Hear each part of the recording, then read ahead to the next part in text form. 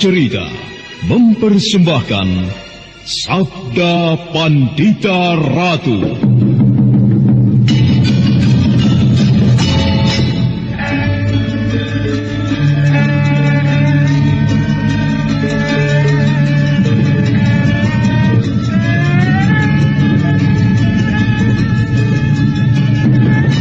Kureguk anggur Mahadewa, kucicipi madu sabdanya. Bumi kuremas dalam genggamanku, matahari dan rembulan kutelan dalam perutku. Apakah mungkin aku akan menjadi bunga yang bisa kau petik dan kau sunting? Sementara jika layu, akan kau campakkan begitu saja, seperti cermin retak yang tak berharga.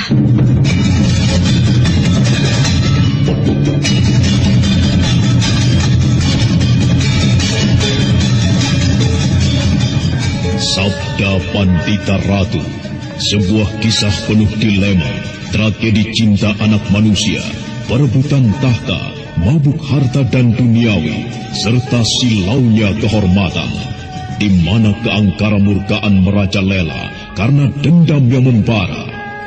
Kisah ini berlatar belakang berdirinya Singasari. Ken Arok, dialah pemuda yang merekuk pahit getirnya kehidupan. Namun sebenarnya, dialah yang harus melaksanakan sabda-sabdanya. Perjalanan sengsaranya adalah awal untuk meraih keberhasilan, untuk menuju kejayaannya di saat Singasari berdiri. Apakah cita-citamu itu, Kenomang? Aku ingin mengubah nasibku. Aku bosan dengan kehidupanku selama ini yang terlunta-lunta, akrab dalam pelukan kemelaratan. Kadangkala aku berangan-angan, aku adalah seorang istri dari Patih. Bahkan lebih gila lagi, aku berangan-angan, andai kata aku adalah seorang permaisuri, maka akan terhapus semua masa silamku, terhapus lenyap, tidak bersisa semua kenangan buruk yang kumiliki. Itulah cita-citaku, Kakang Ken Arok. Bagaimana dengan kau, Kakang? Aku ingin menjadi seorang raja.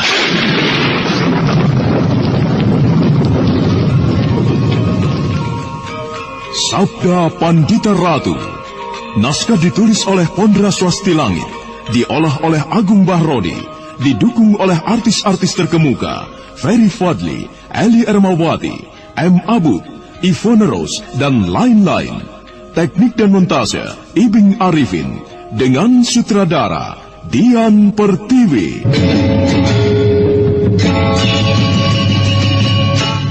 Sabda Pandita Ratu kali ini mengetengahkan episode ke-11 dengan judul Sang Singgasana, dengan para pemain Aris sebagai Pragolapati, M. Abud sebagai Ken Arok, Edi Dosa sebagai Kebo Ijo, Untung sebagai Jayeng Sonto, Joko sebagai Sontopati, dibantu oleh Yoko dan Kristina, dan Asdi Suhastra, pengantar cerita.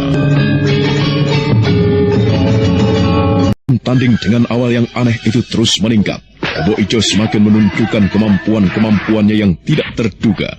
Dan dengan gencarnya, meski tidak bersenjata, dia menyerang Damar Ayun hingga kewalahan. Dan kemudian... Halt! Kau kalah, Damar Ayun. Lihatlah, pedangmu berhasil aku rampas. Aku telah mengalahkannya, Tuan Senopati. Apakah aku masih belum dianggap pantas untuk diterima sebagai prajurit Tumapel? Aku mengira kau tidak bermaksud mengikuti pendadaran prajurit Tumapel ke Poijo. Akan tetapi kau tentu bermaksud mengacau. Sama sekali tidak. Saya benar-benar ingin menjadi prajurit. Untuk itu segala cara telah saya tempuh. Saya telah mengalahkan prajurit terpilih Damar Ayun.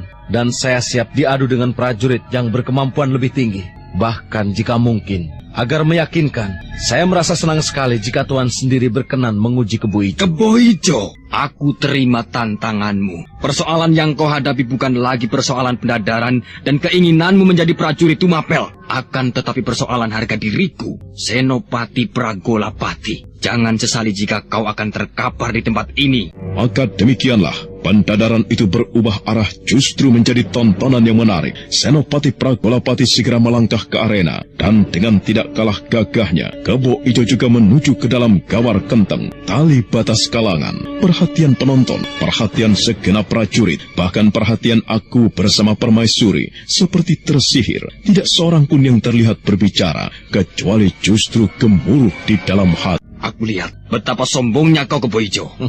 Sebenarnya, aku tidak bermaksud menyombongkan diri. Mungkin Tuan menganggap Kebo Ijo adalah orang yang sombong. Tetapi aku percaya, orang lain pasti ada yang mengatakan, betapa lembah manahnya Kebo Ijo.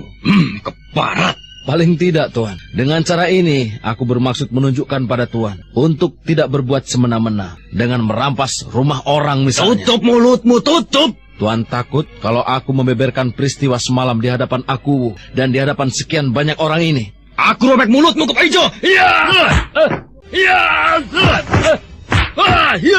Rasakan ini! Pecah kepalamu, Kebo Ijo!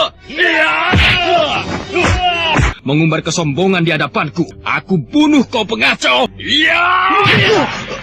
Yang terjadi kemudian adalah perkelahian yang sangat dahsyat. Senopati Pragolapati menyerang Kebo Ijo bagaikan banjir bandang, seolah ombak yang bergulung-gulung menghajar karang yang angkuh di tepian. Namun Kebo Ijo benar-benar mengagumkan dan mengejutkan, membuat semua orang yang pernah mengenalnya terkesima.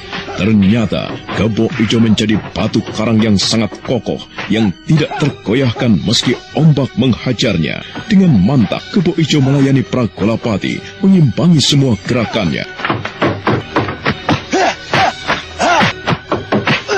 Matahari telah tepat berada di atas kepala, memeras keringat mereka yang berlaga. Tubuh Kebo Ijo dan Pragolapati basah kuyup karenanya.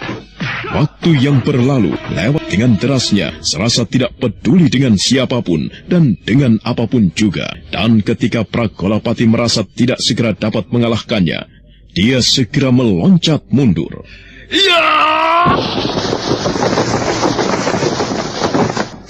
Berdebah keparat kau, Kebo Ijo. Sombong kau merasa bisa mengimbangi Senopati Pragolapati kau, ha?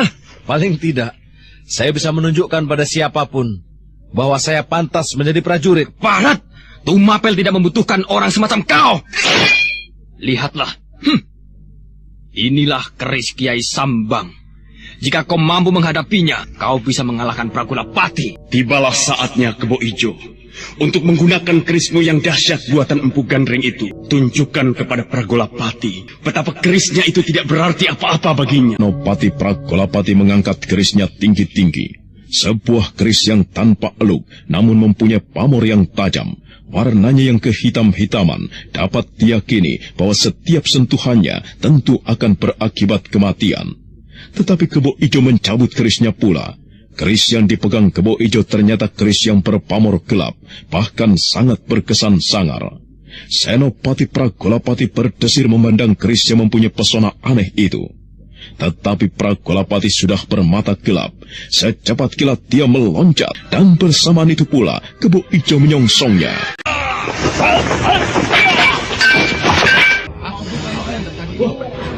Siapa yang main? Siapa yang marah itu?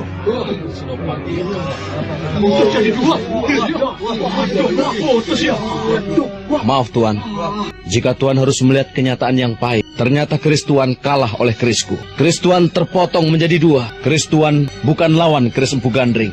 Keris Empu Gandring? Iya, inilah keris Empu Gandring.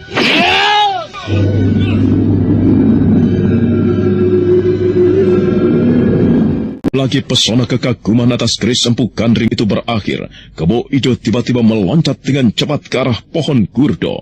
Keris itu menancap dengan deras. Perhatian semua orang kemudian tertuju pada keris yang tiba-tiba mengepulkan asap itu. Beberapa saat kemudian, pohon gurdo itu bergetar. Akibat dari perbuatan Kebo Ijo benar-benar luar biasa. Keris yang dipegangnya ternyata benar-benar keris yang aneh dan mengerikan. Tidaklah aneh karena keris itu dibuat dari logam yang jatuh dari langit, yang pernah menelan korban tidak terhitung jumlahnya di kawasan Semenanjung Sembulungan dan sekitar Teluk Pangpang. Dan tak lama kemudian, daun-daun dari pohon itu menjadi layu, bahkan dengan cepat mengering dan kemudian berjatuhan. Keris itu ternyata telah membuat pohon kurdo itu menjadi kering sama sekali. Tuan Senopati Pragolapati, Tuan telah mengukur kemampuanku. Inilah Kebo Ijo yang sebenarnya. Nah, ternyata aku mampu mengimbangi Tuan sekarang. Sekarang apakah Tuan masih menganggap Kebo Ijo tidak pantas menjadi prajurit Tumapel? Kau tetap tidak pantas menjadi prajurit Kebo Ijo. Ampun Tuanku. Hamba mohon ampun. Hamba sama sekali tidak bermaksud menyombongkan diri. Hamba ingin menunjukkan kemampuan yang hamba miliki, bahwa hamba memang benar-benar pantas menjadi prajurit. Kau tetap tidak pantas menjadi prajurit. Prajurit bukan sekedar diukur dari kemampuan berkelahi atau olah bela diri dan kemampuan kanuragan, tetapi juga perilaku Kebo Ijo. Dan perilakumu sama sekali tidak sesuai untuk menjadi prajurit. Itulah sebabnya, meski kau berhasil menunjukkan kemampuanmu yang luar biasa, akan tetapi aku pribadi menilai kau orang yang sombong, yang tidak pantas menjadi prajurit. Nah, sebelum aku mengulanginya lagi,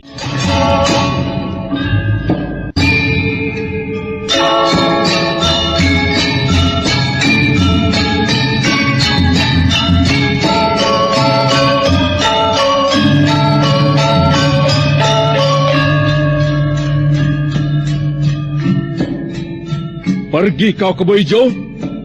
Jangan pamerkan ilmu yang kau miliki di hadapanku. Aku tidak merasa terpesona dan bagiku kau tidak berguna. Cepat pergi. Pranatacara. Hamba tuanku. Lanjutkan acara yang telah kau susun. Mereka yang telah lulus dalam pendadaran tetap akan aku wisuda sekarang juga. Baik tuanku.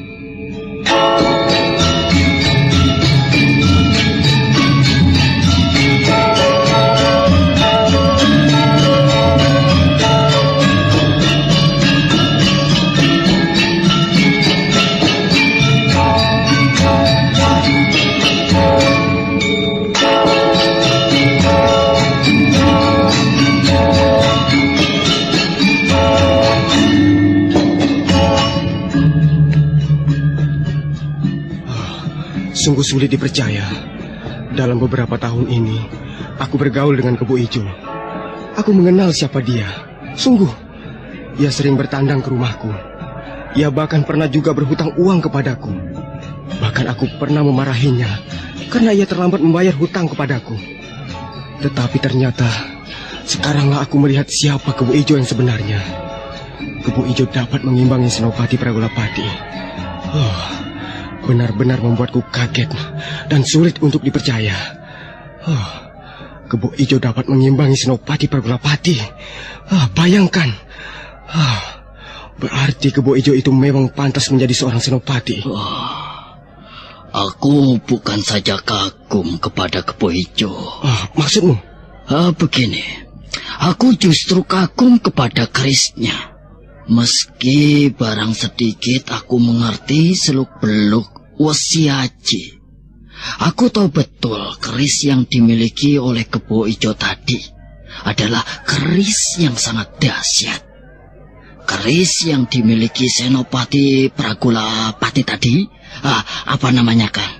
Nah, keris itu namanya keris Kiai Sambang. Nah, keris Kiai Sambang. Keris itu terpotong menjadi dua. Dan ketika keris itu ditancapkan pada pohon kurdo, pohon itu layu seketika. Batangnya mengering dengan cepat. Ya, Kebo Ijo boleh dahsyat. Kebo Ijo boleh mengagetkan. Akan tetapi keris yang dipegangnya benar-benar jauh lebih mengagetkan. Iya, Kebo Ijo menyebut keris itu buatan Empu Gandring. Keris yang luar biasa. Rasa-rasanya aku ingin sekali melihat keris itu dari dekat. Bukankah kau adalah kawan akrabnya? ajaklah aku ke rumahnya untuk berbicara, ya basa-basi saja. Siapa tahu ia mau menunjukkan kerisnya itu kepadaku. Dan siapa tahu ia butuh uang dan mau menjualnya kepadaku. Bagaimana? Alah, kalau ia memang bermaksud menjualnya, aku pun mau membelinya. Akan tetapi aku mau membelinya lebih mahal. Aku akan membayar lebih mahal dari penawaranmu. Dan aku akan membayar lebih mahal juga dari penawaranmu. Kau ini, Kebo Ijo belum tentu menjual kerisnya.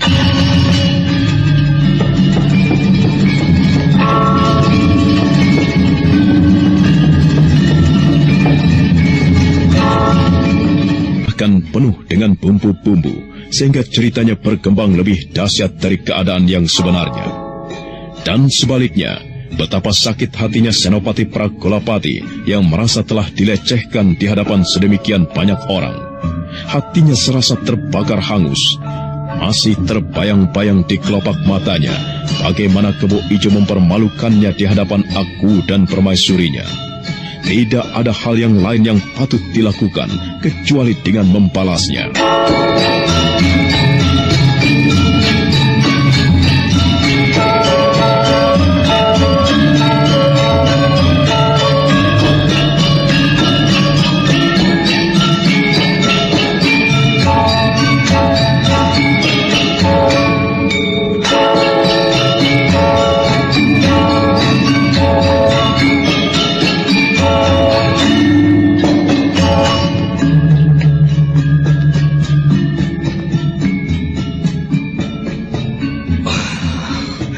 Aku tidak terima.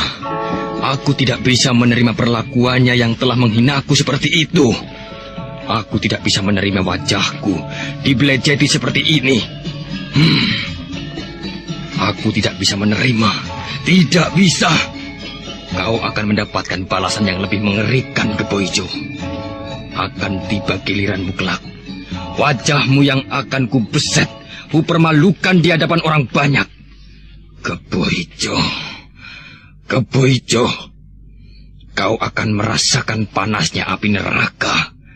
Kau akan merasakan pembalasan yang paling menyakitkan dari segala biang rasa sakit.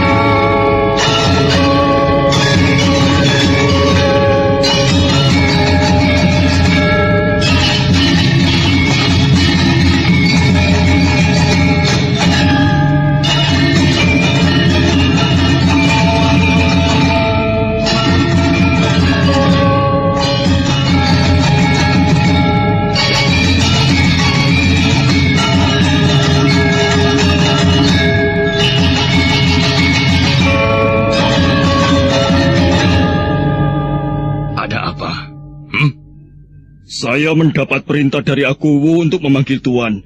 Tuan Senopati diminta menghadap sekarang juga di istana. Baik.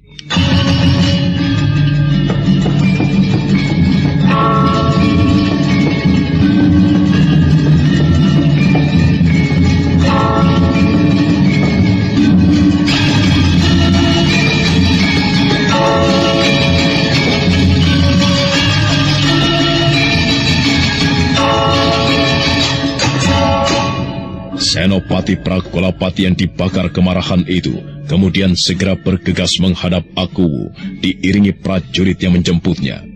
Ternyata Akuwu, Tunggul Amatung dan Permaisuri telah menunggu di dalam jene.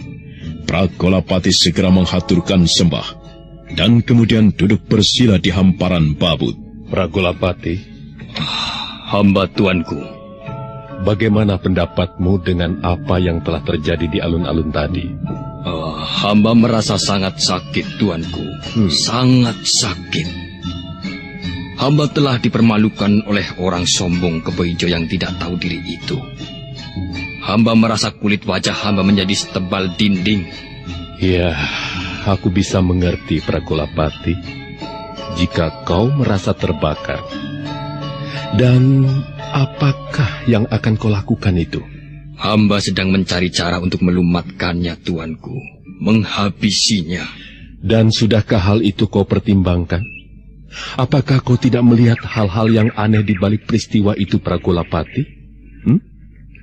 Kebo Ijo ternyata mempunyai kemampuan kanuragan yang tinggi sekali, setinggi kau sendiri. Tidakkah itu menumbuhkan pertanyaan, mengapa Kebo Ijo bisa melakukan? Ya, Kebo Ijo ternyata orang yang culas, tuanku. Bisa jadi selama ini ia memang tidak pernah menunjukkan siapa dirinya yang sebenarnya. Dan menunggu saat yang tepat. Kebo Ijo telah mempergunakan saat yang tepat untuk membuka diri. Kesalahannya adalah ia telah melecehkan hamba. Lebih jauh dari itu ia telah melecehkan Paduka Tuanku Akuwu. Iya. Ketahuilah Senopati Pragolapati, bahwa Permaisuri melihat di antara para penonton yang menyaksikan terdapat Ken Arok. Benarkah Tuanku? Aku sendiri tidak melihat Pragolapati. Tetapi tanyakan sendiri pada Permaisuri. Bagaimana Tuan Putri? Aku melihatnya, Senopati. Ia ada di antara penonton. Hamba telah meneliti para penonton itu, Tuan Putri. Hamba tidak melihat Ken Arok itu ada di antara penonton. Aku melihatnya. Aku yakin. Bagaimana Tuan Putri bisa yakin? Ia memakai caping yang lebar. Satu-satunya penonton yang memakai caping lebar. Satu-satunya penonton yang memakai caping. Hamba melihat orang itu, Tuan Putri. Hamba yakin bukan. Orang bercaping itu bukan Ken Arok. Iya, Ken Arok. Jika ia berubah di pandangan matamu, tentu karena ia menyamar. Wajahnya memang berubah. Pada pipinya terdapat luka dan borok. Tetapi tatapan matanya, tatapan mata yang bercahaya, yang puas, hanya Ken Arok yang memilikinya. Aku melihat tatapan mata itu padanya. Aku yakin orang itu ada di antara penonton, Senopati. Pragolapati, hamba tuanku. Carilah cara untuk menguasai mereka. Kebo Ijo justru bukan persoalan bagiku. Apalah yang bisa hamba lakukan, tuanku? Jika orang yang harus hamba hadapi adalah Ken Arok yang mempunyai kelicikan dan perilaku tidak terduga. Bahkan sebenarnya, tuankulah yang benar-benar tahu siapa orang yang mampu menghadapinya. Iya, tetapi sayang Pragolapati, orang itu tidak ada di sini. Permaisuri, jika kau tahu, katakanlah, di mana kakang angkatmu itu berada. Hanya ia yang dapat meredam segala perbuatan Ken Arok. Ampun, tuanku. Hamba tidak mengetahui kemana kakang kami suara pergi. Di mana ia berada. Kakang kami suara adalah angin. Ia tidak punya rumah. Ia selalu berjalan. Hamba tidak tahu, tuanku. Beberapa hari lewat, tetapi yang beberapa hari itu telah menghangatkan Tumapel dengan berbagai hal. Kebo Ijo semakin terkenal pada semua orang yang berminat untuk melihat dan mengagumi. Kebo Ijo tidak segan-segan memamerkan keris pusakanya yang luar biasa. Keris yang maha dahsyat, keris buatan Empu Gandring. Bahkan Kebo Ijo semakin jauh hanyut. Dia pun tidak segan-segan memamerkan kemampuan kanuragannya kepada orang yang berminat mengetahui ketinggian ilmunya. Sedangkan Pragolapati yang mendengar semua itu menjadi semakin panas. Bagaimana perasaanmu, Kebo Ijo? Perasaan yang mana? Nampaknya orang-orang di seluruh Tumapel mulai dari lapisan rendah hingga kalangan prajurit sibuk membicarakanmu, mengagumimu. Iya, aku senang. Orang-orang menjadi segan padaku. Mereka yang dulu meremehkan aku, kemudian tidak berani berbuat macam-macam lagi. Semua orang membuatku senang. Orang-orang juga sibuk mengagumi keris yang aku miliki. Bagus. Memang itu yang aku harapkan. Akan tetapi Ken Arok, aku menjadi penasaran. Apa sebenarnya pamrih yang kau kehendaki dari semua apa yang telah aku lakukan ini? Kau akan tahu. Tidak lama lagi. Kau akan segera tahu apakah peranan. Kebo Ijo memang merasa penasaran. Sejauh ini namanya telah melambung tinggi. Tetapi Ken Arok justru tidak pernah menampakkan diri. Dia bersembunyi dan terus bersembunyi, seolah ada sesuatu yang dirahasiakan. Nah, bagaimana kisah selanjutnya? Saudara pendengar, silahkan mengikuti kelanjutan kisah ini dalam seri berikutnya. Sampai jumpa.